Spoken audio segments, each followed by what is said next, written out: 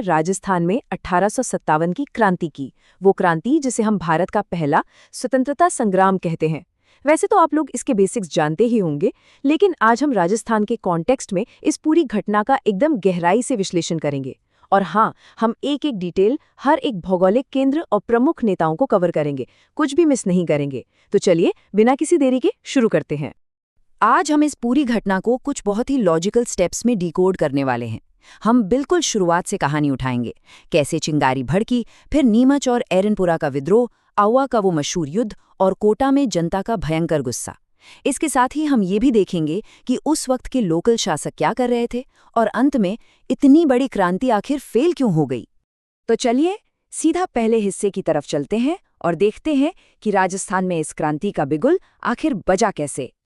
अगर हम इस टाइमलाइन पर नजर डालें तो ये किसी चेन रिएक्शन की तरह लगता है। 10 मई को मेरठ से जो बगावत शुरू हुई वो कितनी तेजी से राजस्थान पहुंची, ये देखना बहुत दिलचस्प है।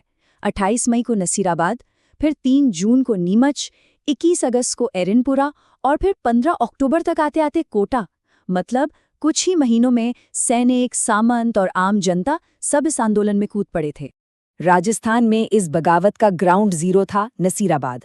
28 मई 1857 को यहाँ की 15वीं और 30वीं बंगाल नेटिव इन्फेंट्री ने मोर्चा खोल दिया।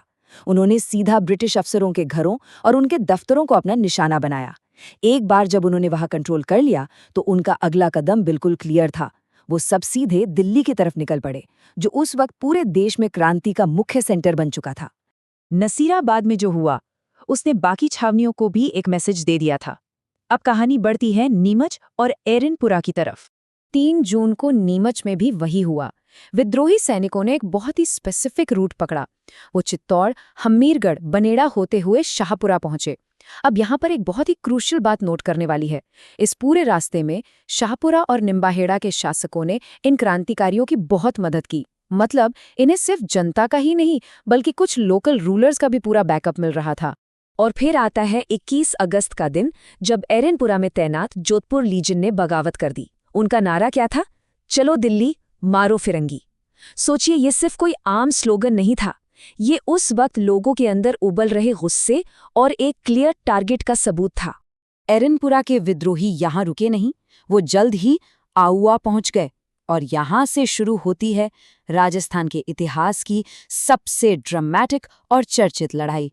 आउवा में एंट्री होती है ठाकुर कुशाल सिंह की। ये नाम आप कह सकते हैं कि राजस्थान में 1857 की क्रांति का सबसे बड़ा चेहरा बन गया था। उन्होंने सिर्फ अंग्रेजों से ही पंगा नहीं लिया, बल्कि अपनी ही रियासत यानी जोधपुर राज्य की सीमा से भी वो भिड़ गए। और सबसे हैरान करने वाली बात, उन्होंने एजीजी जॉर्ज लॉरेंस की सेना को भी बुरी तरह हरा दिया। ये अपने आप में एक बहुत बड़ी बात थी। अब इस लड़ाई में नफरत और गुस्सा किस लेवल पर था, वो इस एक फैक्ट से पता चलता है।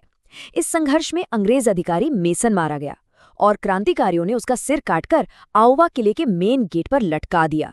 ये ब्रिटिश साम्राज्य के लिए एक भयंकर बेइज्जती और झटका था। हालांकि ये भी सच है कि बाद में अंग्रेजों ने पूरी ताकत झोंककर किले पर वापस कब्जा कर ही लिया।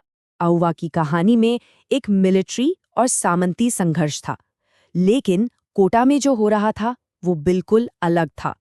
वो एक मास मूवमेंट था।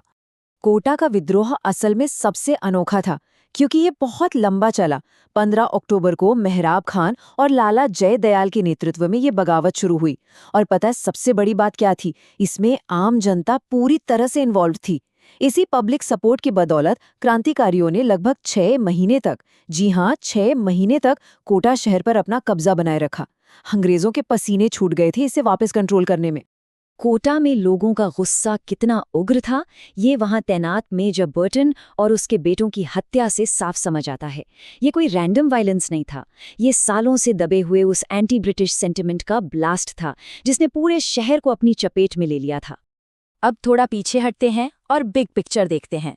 जब ये सब चल रहा था, तब राजस्थान की जो बड़ी रियासतें थीं, वहां के राजा महाराजा क्या स्टैंड ले रहे थे। और यहीं पर कहानी का सबसे बड़ा पेंच है। पूरा राजस्थान 2 हिस्सों में बटा हुआ था। जयपुर, बीकानेर, जोधपुर और उदयपुर जैसी जो बड़ी और पावरफुल रियासतें थीं, उन्होंने इस वक्त अंग्रेजों का वफादारी से साथ दिया। दूसरी तरफ आउवा के ठाकुर कुशाल सिंह कोटा की जनता और शाहपुरा या निम्बाहाड़ा जैसे छोटे लेकिन हिम्मती शासकों ने रिस्क लेकर क्रांतिकारियों का साथ चुना। ये जो दरार थी ना, ये बहुत क्रूशल थी। जब आउवा और कोटा में इतना गजब का साहस दिखाया गया तो सवाल उठता है कि हम 1857 में ही आज़ाद क्यों नहीं हो गए? ये क्रांति फेल क्यों हुई? इसके कुछ बहुत ही प्रैक्टिकल रीजंस हैं।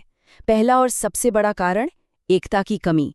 जैसा कि हमने अभी देखा, कई बड़े शासक तो खुद अंग्रेजों के साथ खड़े थे। दूसरा, क्रांतिकारियों के पास रिसोर्सेज और मॉडर्न हथियारों की भारी कमी थी। और तीसरा, लीडरशिप बिखरी हुई थी। सब अपनी अपनी जगह लड़ रहे थे, कोई एक सेंट्रल प्लान नहीं था। और सामने थी अंग्रेजों की एक वेल ऑर्गेनाइज्ड और ताकतवर मिलिट्री मशीनरी। तो अंत में ये सारे फैक्ट्स हमें इतिहास के एक बहुत ही बड़े व्हाट इफ पर लाकर छोड़ देते हैं। जरा सोचिए, अगर उस वक्त राजस्थान और देश की सभी रियासतें आपसी मतभेद भुलाकर एक साथ खड़ी हो गई होतीं, तो क्या इतिहास कुछ और होता? खैर, इस सवाल का जवाब तो हमें कभी नहीं मिलेगा, लेकिन ये हमें यूनिटी की असली पावर जरूर सिखाता है। आज के इस एक्सप्लेनर में हमारे साथ जुड़ने के लिए बहुत बहुत शुक्रिया। उम्मीद है आपको इस टॉपिक पर एक फ्रेश पर्सपेक्टिव